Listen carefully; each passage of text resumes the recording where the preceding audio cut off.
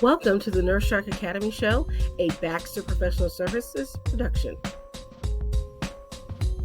Welcome to the Nurse Shark Academy Show, where we're experts in nursing and experts in business. I'm Tina Baxter, your host. The Nurse Shark Academy Show highlights nurse business owners and others in the healthcare field who promote entrepreneurship. Today's guest is Sarah Bellenger, and today's episode, How a Military Nurse Turned Entrepreneur is Improving the Credentialing Process. My birthday's today, and my license expired last night at 11 o'clock at night, and it reminded me that I had this expiration, and I went on and immediately renewed my license. Nurses, are you burnt out, frustrated, looking for something new? Are you looking for more? Nurses, are you ready to feel the sun? You will dream big and expand your consciousness as an entrepreneur. Your nursing license is your key to freedom. Join the Nurse Shark Academy at the nursesharkacademy.biz today. Hello, and welcome to the Nurse Shark Academy Show. I'm Tina Baxter, your host. The Nurse Shark Academy Show highlights nurse business owners and others in the healthcare field who promote entrepreneurship. Today, our guest is Sarah Bellenger, and Sarah is the owner and founder of ManageYouApp.com. I'm very excited to have you here. Sarah, welcome to the show. Thank you for having me. Okay, so I like to ask that first question out the gate because we all want to know, what made you become a nurse? Well, thank you, Tina. I was started, like many other people, as a very unfocused young person, and I did some candy striping at a hospital near my house. And I did all the disgusting things, cleaning floors, cleaning the hyperbaric chamber. But the part that I found most rewarding was working with the other nurses and the other teammates, learning about what they did. And so I had initially thought when I left high school that I was going to become a physical therapist, but that was not in the cards for my academic history, and ended up just finding so much great feedback from other people as nurses. No nurses in my family, no healthcare people, and mostly business focus. So I just stepped into the healthcare field, into nursing just from that moment. And inspiration from seeing how big nursing was and welcoming it was at the time, to say these schools were right there for me to start. So where did you start your journey? Where did you go to school to become a nurse? I went to Marquette University, and I've had many different alumni over the years. It's been a very big nursing program. So I had ROTC as well. I started ROTC. I joined the Army as I graduated from high school. And when I did that, I ended up with a career that had a whole major in nursing and a minor in military science. So I worked as a nurse's aide during college. I did the ROTC thing, and then got commissioned out of Marquette University's ROTC program, and started as a med-surg nurse in Texas at Fort Sam in 1999. Well, first off, thank you for your service. And it was an honor. I think it's kind of wonderful, because I don't think a lot of nurses would have thought about going into the military and the ROTC program and kind of marrying that together. What made you interested in being in the military? And I didn't realize what I was doing, honestly, at the time. It was just one thing after the other. And when I saw the cost of college and FAFSA and all of that, I thought, hey, these recruiters have been here at lunchtime a lot. I'm going to go talk to one of them.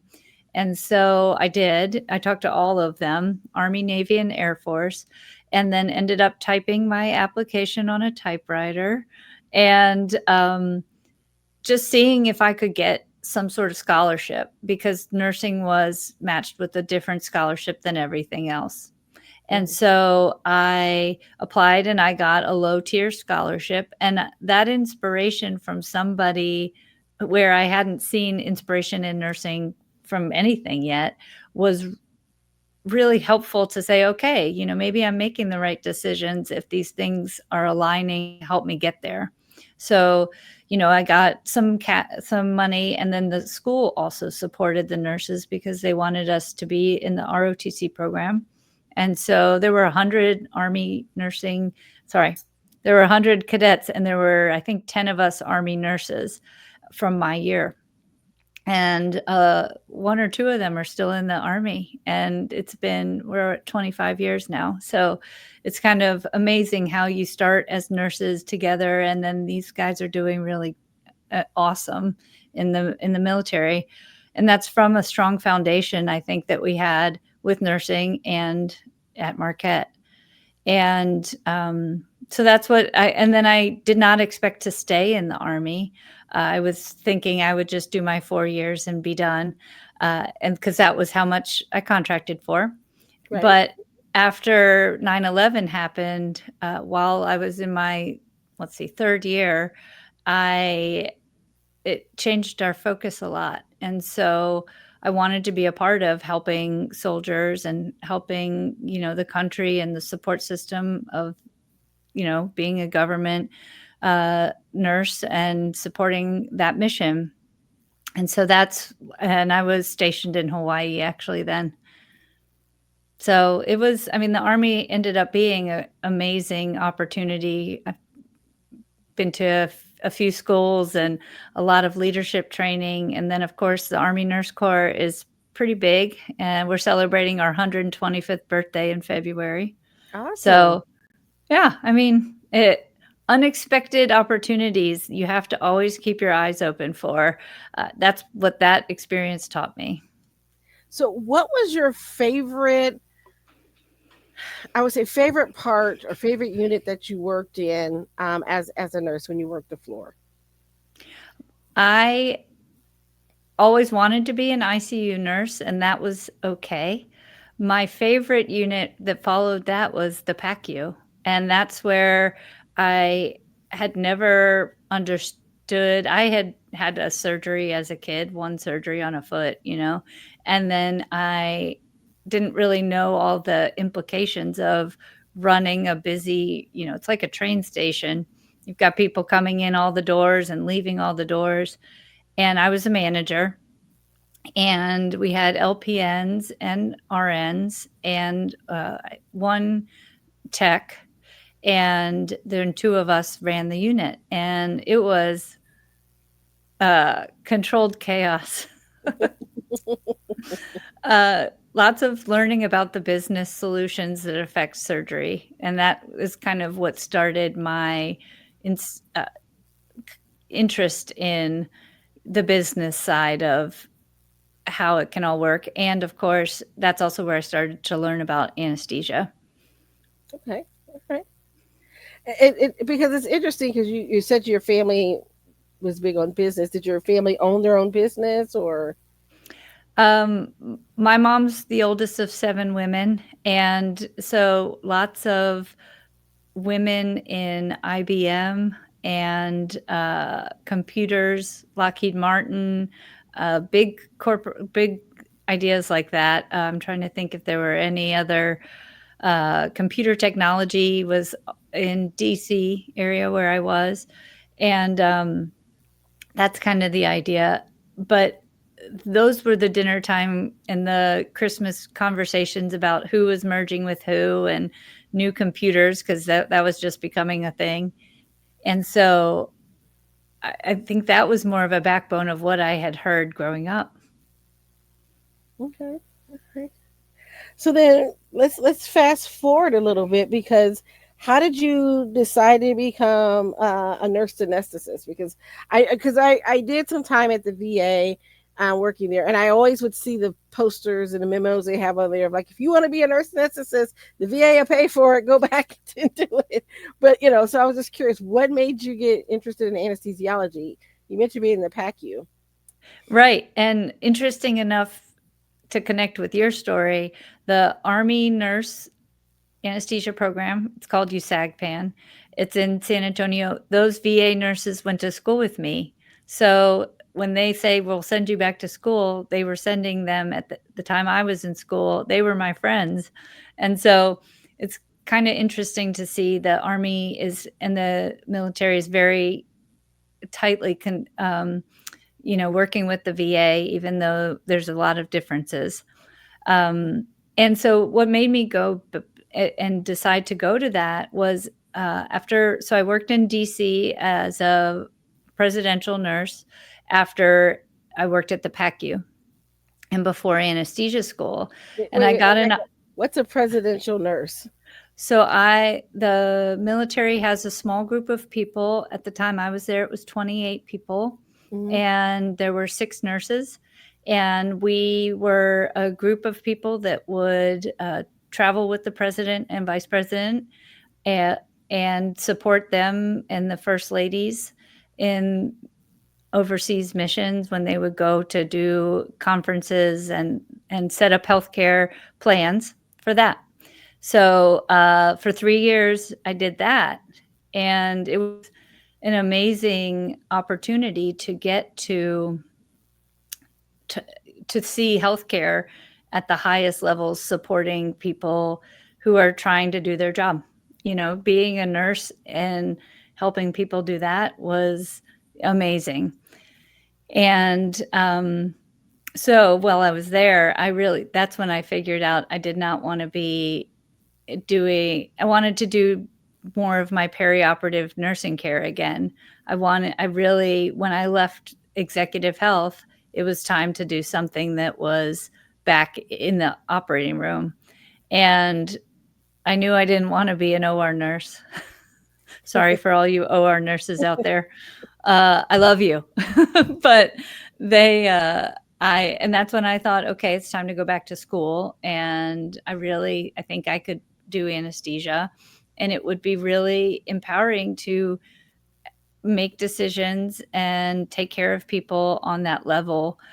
I really didn't know that it would be as empowering to be able to fix pain as we do, to make interventions that are so effective so fast.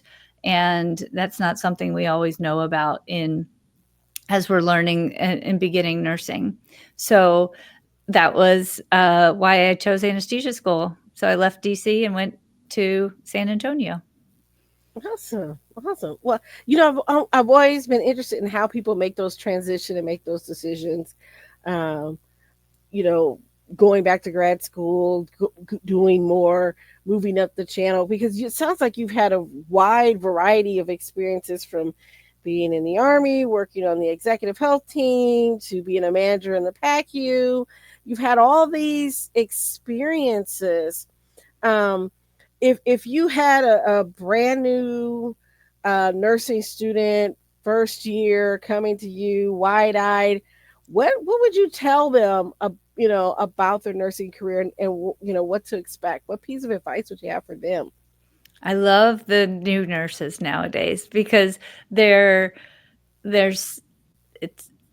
like to see it through their eyes. They're challenged. I find a lot of people on Facebook and Instagram, LinkedIn that have lots of questions, and that's so encouraging, because that's what we need, is people to say, hey, I didn't learn this. I had a nursing, she'd been out of school, I think 3 months, and they put her on night shift, and she said, I can't do this. I don't have anyone to ask questions to. And I was just so happy that somebody was willing to say it's wrong and not just give up entirely and say, I'm done, and say, I need to I need to do this differently. I haven't done but 5 IVs in 3 months, and I missed them all. Well, okay. All those things are things we learn after school. And I tell them that, and lifelong learning is, I've heard on your show before, everyone, we want to be learning from each day and mentoring each day. It doesn't matter. You got to be there for your teammates. And go ahead, please. No, go ahead. And I think that by asking questions, it really starts that opportunity, and being approachable and, available. And that happens by being out there and doing care. And that's why I was happy to get out of the Army and still do anesthesia. Like you and I talked, we do nursing every week. And having these different variety gives us all these innovative opportunities and thoughts, and that feeds us as well as the younger new graduates first out. I think it's so important to have good mentors when you're coming out of nursing school, and I can imagine, being in the Army and fresh to all that you were doing. Did you have a certain mentor that helped you along the way? And if you Hmm. did, how did they help you? I think mentoring is one of the most important things in nursing. Like I said, because those experiences that you learn at the bedside can be from anybody, right? And I've had a team of mentors. They call it a board, right? A board of mentors, and and they've added on and encouraged me. And if I haven't heard from one of them in a while, I'll check in on LinkedIn and make sure that I see what they're up to and reconnect. Um, Making sure that there's different types of people in there too is a great way to feed yourself and to make sure that you're not moving in one direction without missing something with blinders on.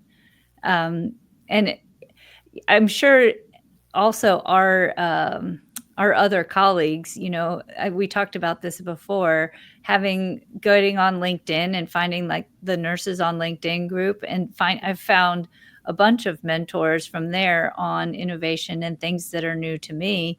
And everyone has been extremely gracious and helpful. And that makes me even more proud to be a nurse, because we're trying to keep each other connected and moving forward. I've definitely had some very good CRNA mentors, and that's been important. I've done anesthesia for 15 years almost now, and I really think that those strong leaders have helped me keep moving forward instead of staying where I was.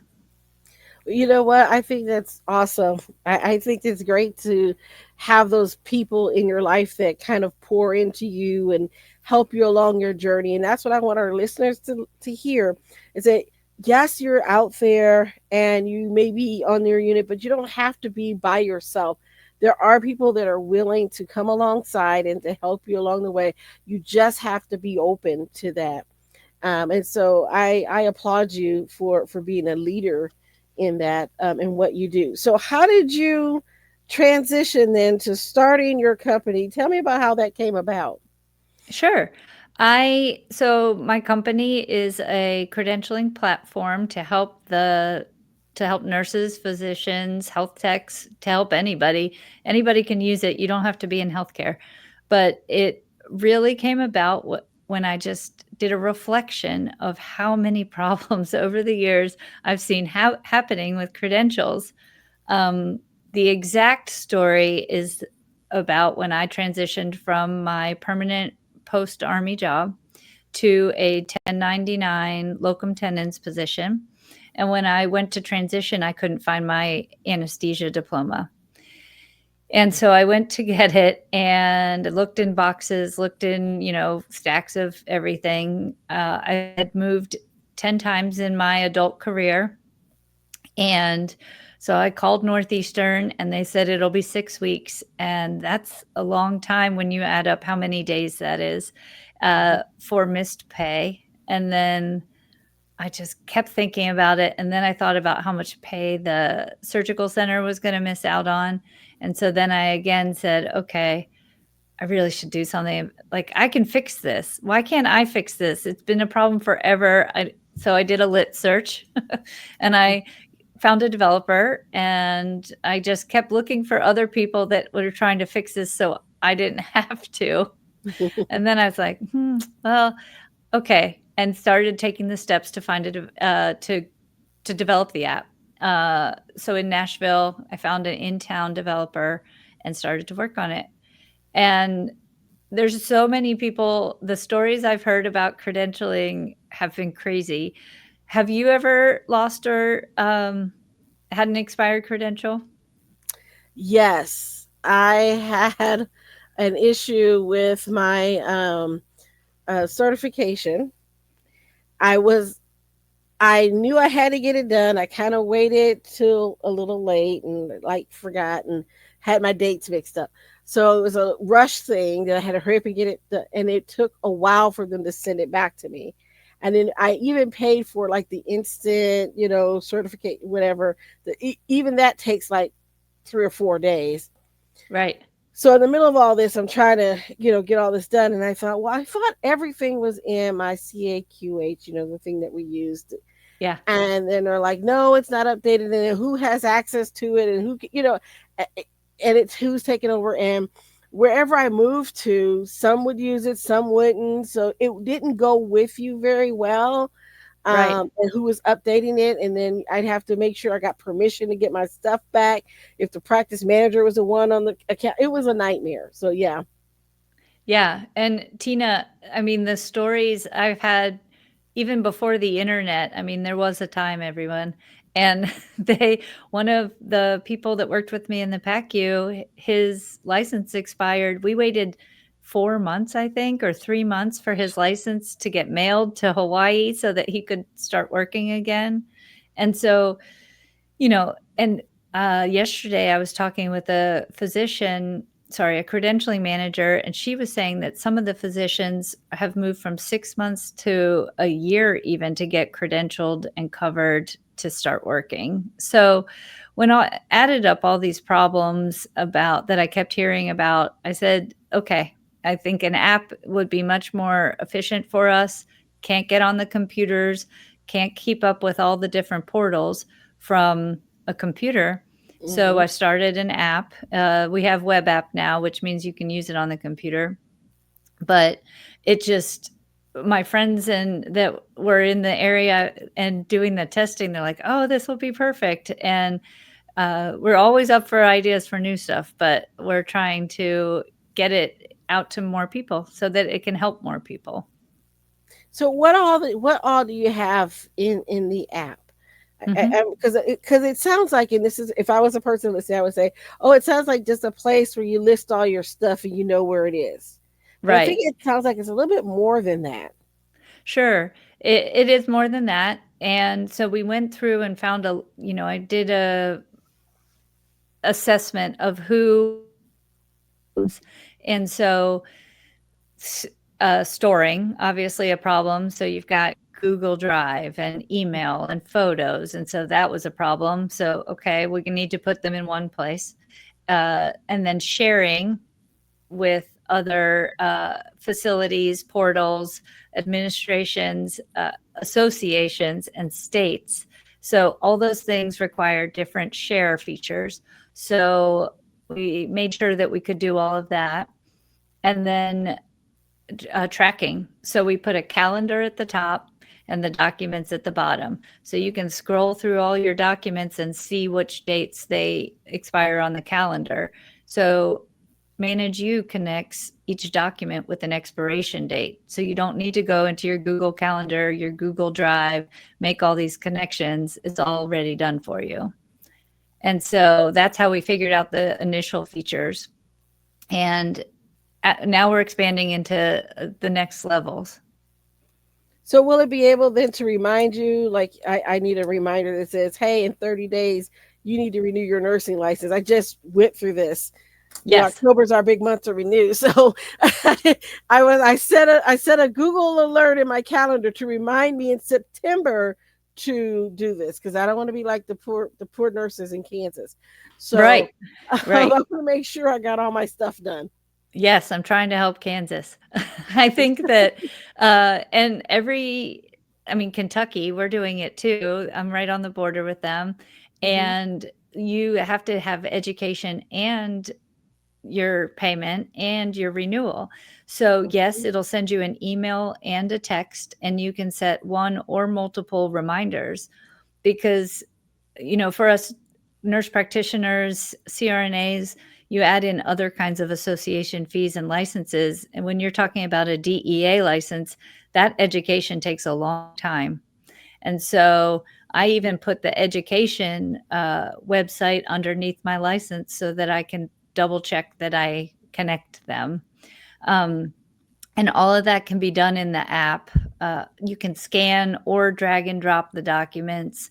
If you're at an education offering, you can just scan the document with a picture function so that you don't forget to do it, and it's done for when you need to turn it all in. I've tried to make it so that when we're talking to younger nurses now, don't be like us. You have all these tools, like just scan the document before you leave the training and it's done. You just take a picture of the CPR registration and you'll remember what day you took it, and that'll be fine until, you need to turn it in somewhere. So learning a lot from them on their behaviors, and then how we can get better as more senior and tired and paper and folders and boxes. Mm-hmm. Yeah. Yeah. Currently, right now, I try to scan everything into my cloud, so at least I know it's there somewhere. Right. And that's what I had done with the diploma. It was scanned into my Dropbox, but every time I opened it, it was this little black box and said, unable to open. Mm-hmm. And, I called in for help and IT and all that. And everyone's like, no, just go find the document. I go, well, I can't. So expensive mistake. And, I had it, I was working, you could be prime source verified at Northeastern. That was fine. But in order to move these different sites, like you said, you have to be able to keep up with these documents and those expiration dates. And I hated it for me, and I hate it for everyone that I work with, that I say, hey, can you hand me your flu shot? Or, hey, can you update your TB shot series in the portal? And they can't find the document. So it's expensive and it's time consuming, and it doesn't have to be that way. So you can keep other things for your credentials, like your TB certification, your CPR certification, whatever additional alphabet soup that you have as a nurse, because, we love our alphabets. Yes. You can keep all of that with an expiration date, so to remind you to renew, take the training that you need, or whatever that you need done.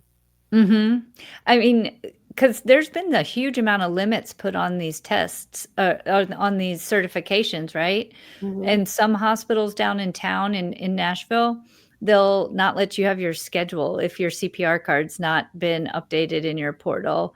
One of the places one of our clients works at, they turned off her badge and she only works on Saturdays. So she had to use somebody else's badge all day when her CPR wasn't turned in yet to get into the unit all day. I mean, okay, but why didn't you ask me for it on Thursday before my shift before you turned off my badge? Yeah. And we work around these things because we're innovative on its own, on its own merit, but that's not what these safety things are meant for. It's ending up punishing us for something that we've already done that we have too many middlemen for. Well, we mentioned Kansas before, and just in case someone was listening and don't understand why we're talking about Kansas. Kansas right now, their state board of nursing is in hot water with their state legislature because they've done some things to say like a nurse missed the deadline for renewing her license, or by a couple of days, or they accidentally checked a box incorrectly. They're hitting them with an unprofessional conduct citation. So that means that they have to keep that on their record forever. It really makes it harder for you to find jobs and all of these things. And it's very punitive for a clerical error. And so that's what's been happening. So when we mentioned Kansas, that's one of those things that, very concerning about some of these board of nursings And I think that your app may also help prevent some of that issue, because if you have it in there, it reminds you 30 days ahead of time, hey, you've got this, or you have a document that you know that they're going to want you to do and fill out, you'll have it. Like for me, I have to have a collaborating practice agreement, right? Right. With the physician as a nurse practitioner.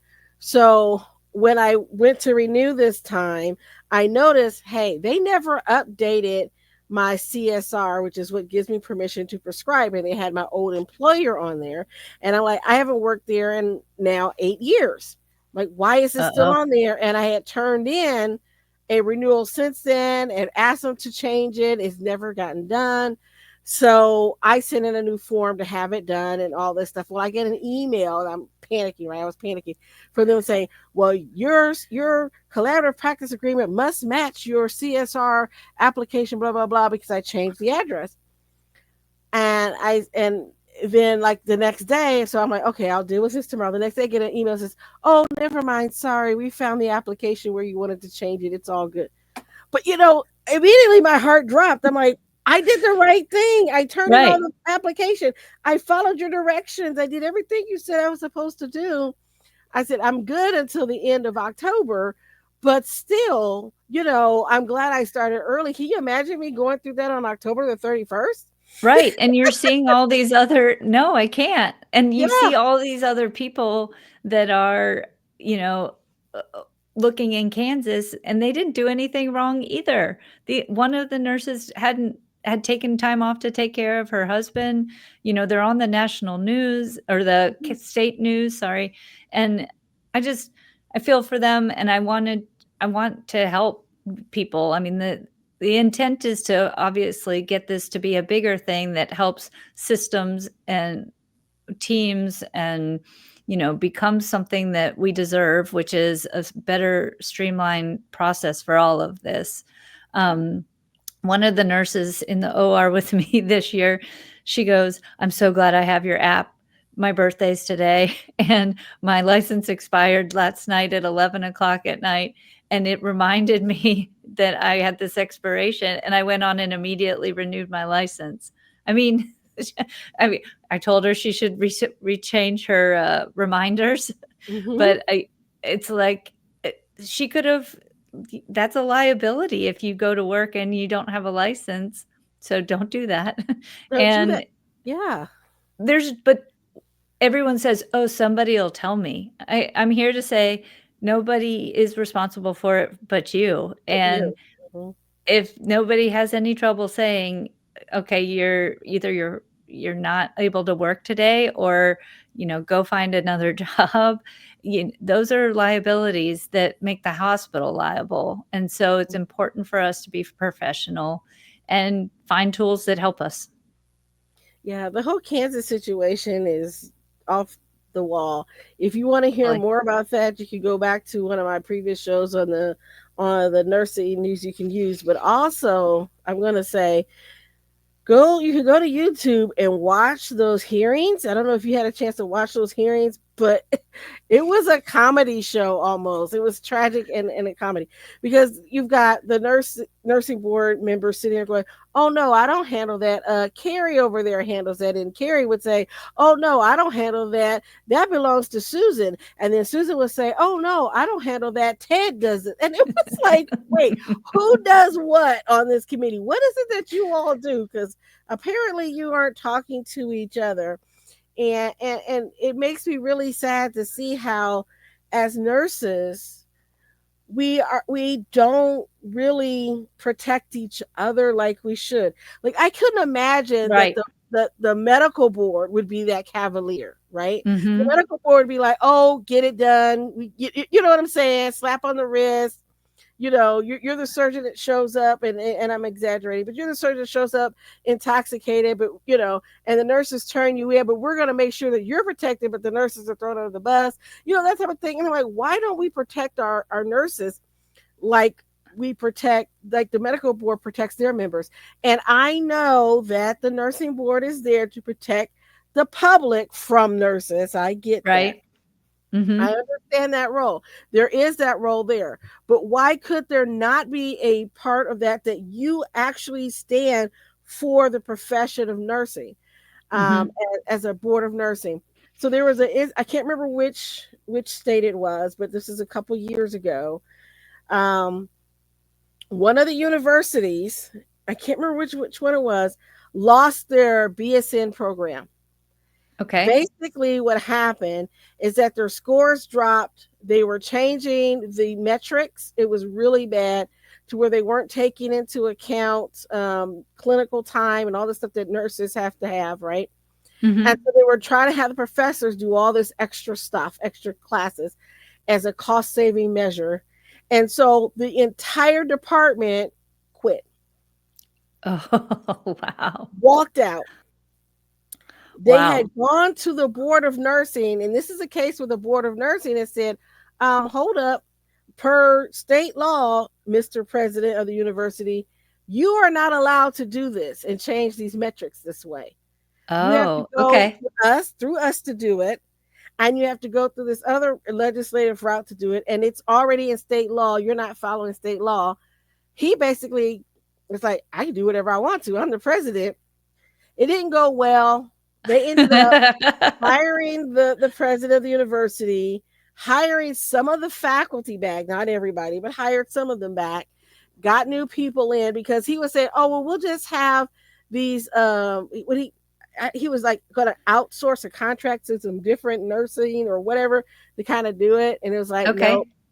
that's against the rules. I mean, it was a whole big thing. He ended up having to resign and or get fired. It was like either you resign or you become fired. So he opted to resign. It was a huge thing. So that was I'll a have to case look where the into border, it. they lost their accreditation. That's what happened. They lost their Yeah. accreditation. Then because the nursing faculty turned them in because they weren't meeting the accreditation standards, and the Okay. new metrics would cause them, and they were already on the borderline with their accreditation anyway. So they Uh-huh. lost their accreditation. The accrediting board then got on hold of the board of nursing. The board of nursing says you cannot do this because you have to have a certain number of people, certain things in place. And he was trying to railroad it and say, well, I'll partner with the hospital, and the hospital will provide all these nurses to do this. And the hospital, when they found out about what was going on, they was like, oh, wait a minute. Wait a minute, Right. we can't be responsible for all this, right? It was Right. a big mess. And I say that the board of nursing can help nurses and protect nurses if they want to. Absolutely. I agree with you Yeah. 100%. And there's so many safeties built into this, and nurses wanna help nurses. So Hmm. being, a member of there's, 3 parts of a Venn diagram that's nursing. I think one is politics, one is education, and one is business. And they all intersect all the time in different ways, but you have to know about what's going on all of those parts, right? You have to Yes. know the business of how much it costs to be there. You need to Hmm. know the politics of your own state, your scope of practice, you have to understand those politics of, who's moving where with nurses, your compact states. Those are all politics. And then, of course, education. Do you want to move forward learning something new every day? I just think that people say, oh, that's politics or oh, that's business. And they don't want to think about it. They just say, oh, I'm just doing my job. No, all these things affect you all the time. So always be listening. You don't have to go and run and do them, but you have to understand them. And if you don't understand them, call somebody like us. We'll find. Exactly. I'm like, you have to vote. Just talking about politics, but you have to vote intelligently, Mhm. right? So I'm part of CAPNY, and Coalition of Advanced Practice Nursing in Indiana, and we have a advocacy day, and I try to go every year if I can the advocacy day because I want to sit down with my state legislators and talk to them about practice issues for the state of Indiana. Mhm. And I'm like, you know, I think it's important to know what's happening. And so they keep an eye on these bills that come through because a lot of them come in with physician only language, or they may Right. be forgetting nurses exist for whatever reason and they're leaving us out. And so you have to have your voice. And even if you don't agree with everything that they do, as a nurse, I think it's important that you understand what your local politicians will do for you or against you. Mhm. You don't want to vote for somebody that's going to take away your livelihood. And we have Right. to think like that now. You have to look at who are you putting in office, even to where on your local school board. What people don't realize is that that local school board controls a lot of things, and they look at that budget and they're like, why do we need extra nurses in school nurses? We just slash that and we'll just get CNAs to do it. I've seen it happen.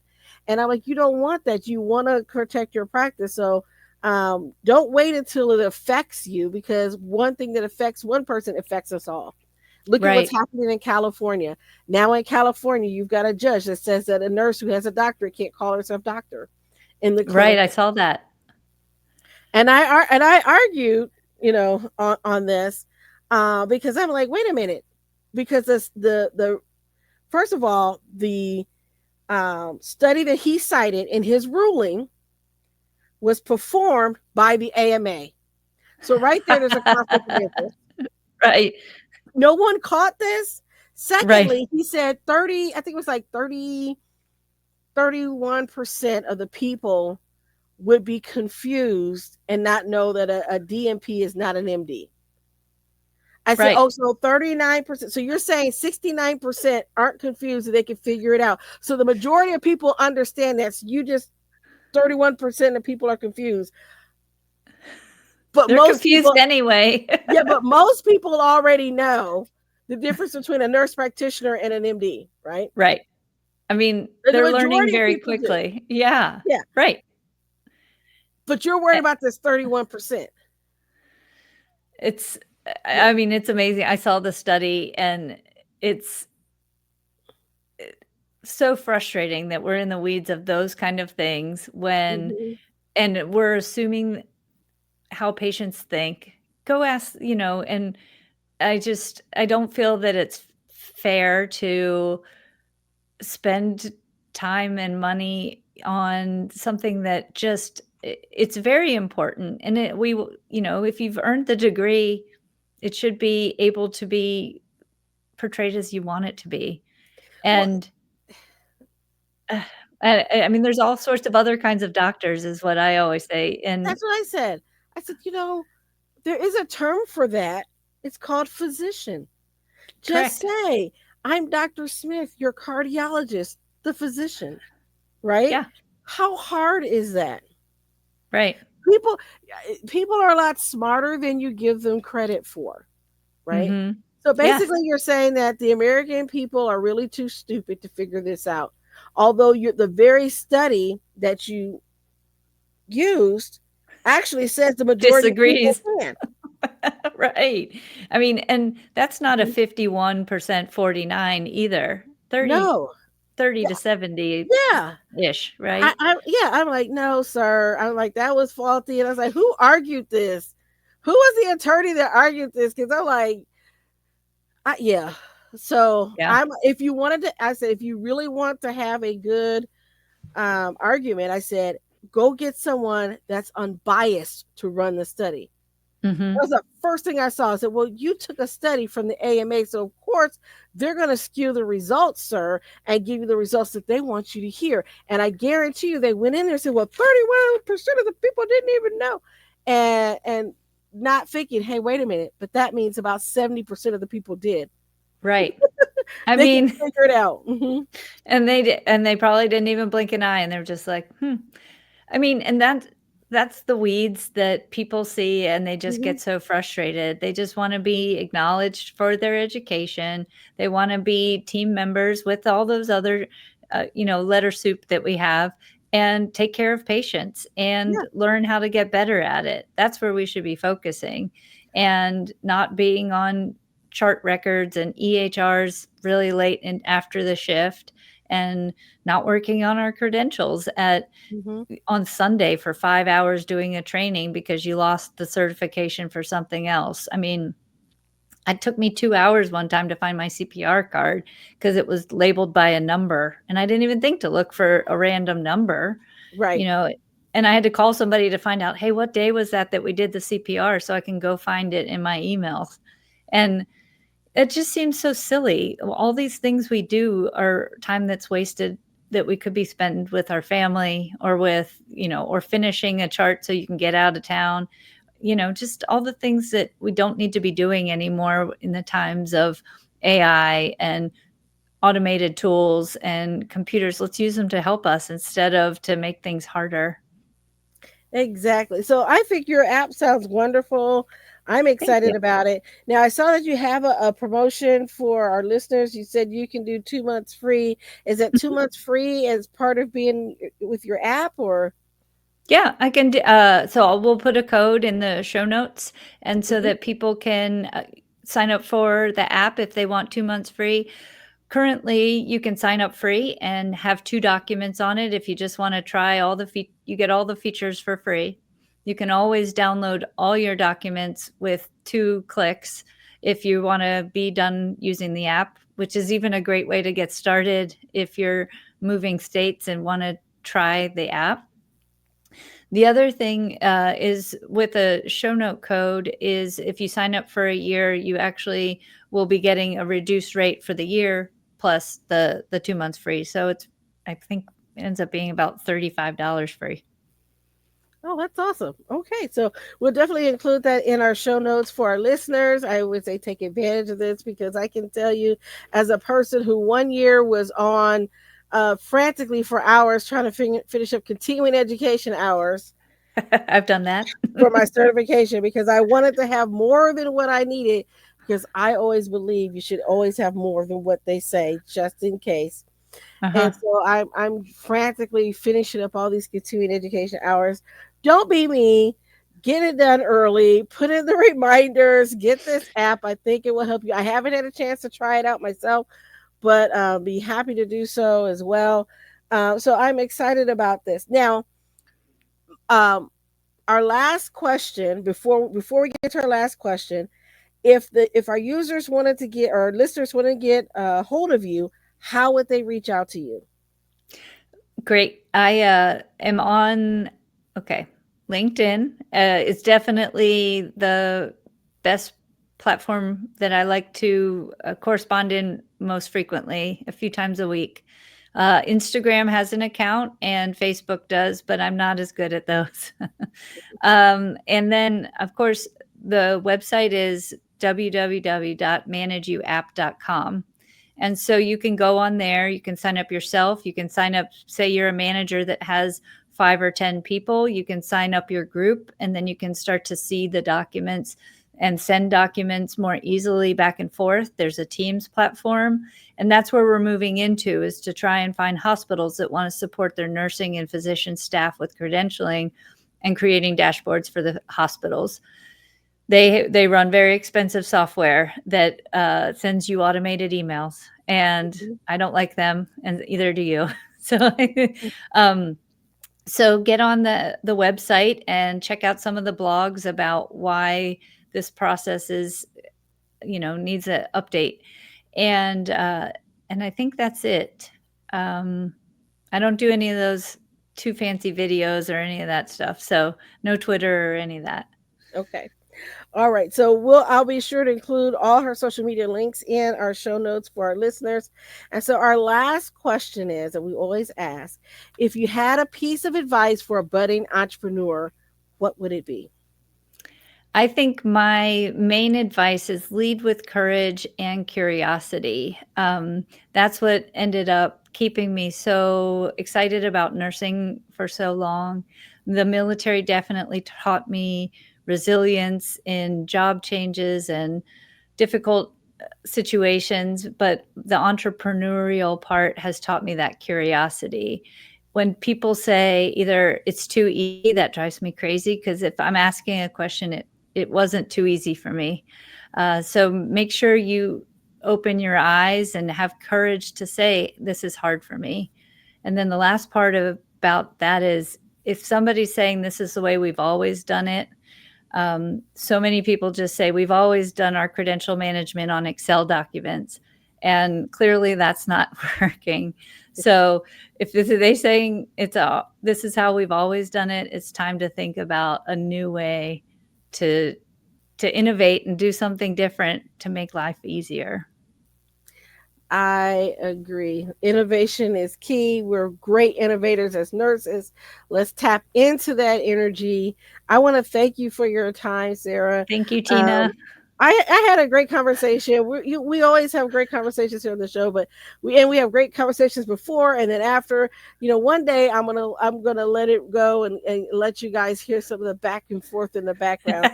So one day, some behind the scenes things, the outtakes, and then, the outtakes, and then maybe sometimes we'll do a live podcast show. You can actually ask questions of the guests. We'll see. So let me know if that interests you as listeners to ever do that. We might do a couple special episodes that way. But I want to thank you for tuning in right now for the Nurse Shark Academy show. We're always looking for nurse business owners and leaders to be guests. So if you know of anybody that wants to come on the show, send them our way. You can find our information on our website, thenurssharkacademy.biz. You can find us on our YouTube channel and all the other places where you get your podcasts. If you're on YouTube, don't forget to like and subscribe and hit the notification bell so that you can get reminders of all our episodes. And if you're listening to us through Podbean or Spotify, Apple, anywhere, please give us a comment and let us know how we're doing.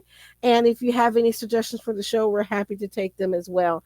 I want to thank you for tuning in. We'll see you next time at the Nurse Shark Academy show. Bye-bye for now. Break free and come feel the sun with the Nurse Shark Academy. Nurses, are you ready to break free from the grind and build something of your own? It's time to take your skills beyond the bedside and step into entrepreneurship. Join our webinar, Break Free, the Nurse's Path to Entrepreneurship, where you'll learn how to shift your mindset, explore your nurse-owned business ideas, and get the exact steps to launch your own business. This is your time to take control of your career and create a future you love. Seats are limited, so grab yours now. Break free and join the Nurse Shark Academy at thenurssharkacademy.biz. Thank you for listening to the Nurse Shark Academy show wherever you get your podcasts or watching us on YouTube. Don't forget to like and subscribe, and don't forget to hit the notification bell so that you'll know when all of our episodes come out. If you want further information, you can contact us on the nurssharkacademy.biz.